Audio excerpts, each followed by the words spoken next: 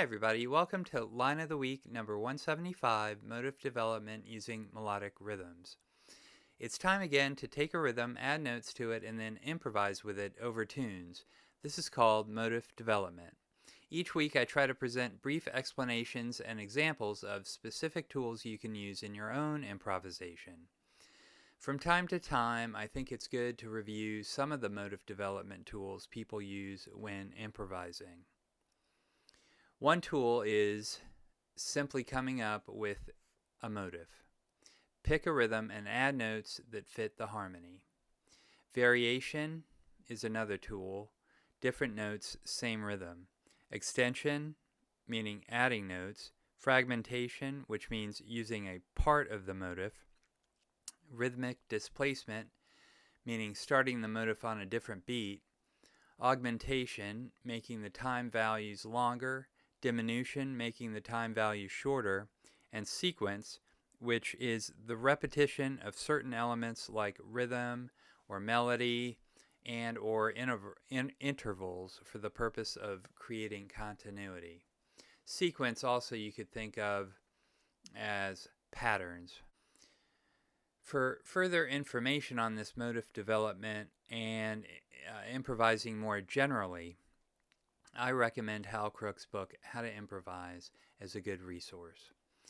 This week we're working with the A section of rhythm changes. The line includes 4 motif development tools: variation, fragmentation, extension, and sequence, also known as patterns.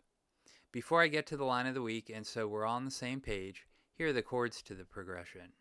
The chords are B flat 6 to G7 to C minor 7, F7, B flat 6, G7, C minor 7, F7, F minor 7 to B flat 7, E flat major 7, E flat minor 6, D minor 7, G7, C minor 7, F7. Here are the chord scales I'm using for this week's line. The chord scales are F pentatonic to A flat melodic minor, B flat major, G flat melodic minor, F pentatonic, A flat melodic minor, B flat major, G flat melodic minor, to E flat major, B melodic minor, B flat pentatonic, E flat melodic minor, F pentatonic, A flat melodic minor, B flat major, G flat melodic minor. Here's the melodic rhythm I'm using this week.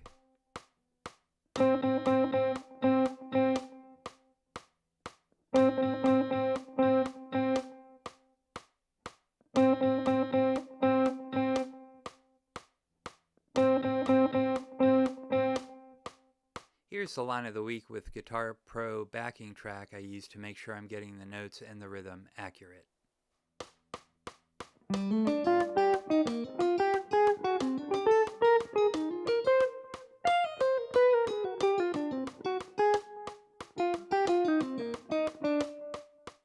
Let's look specifically at the line of the week.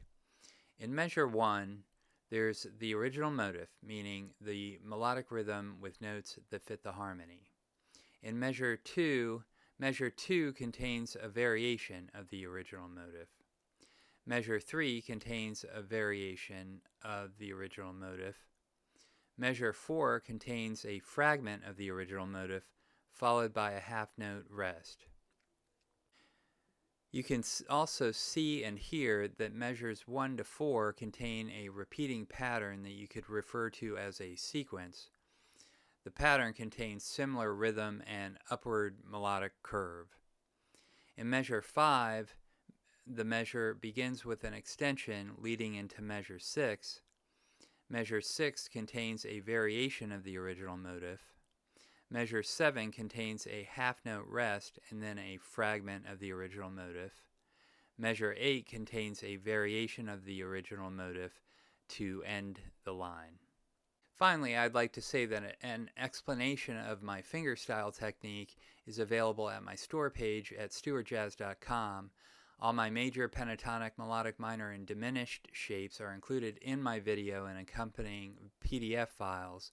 The PDF files contain regular notation, tab, left-hand fingering, right-hand fingering, hammer-ons, and pull-offs. So that's all for this week. Thank you very much for watching, and we'll see you next week.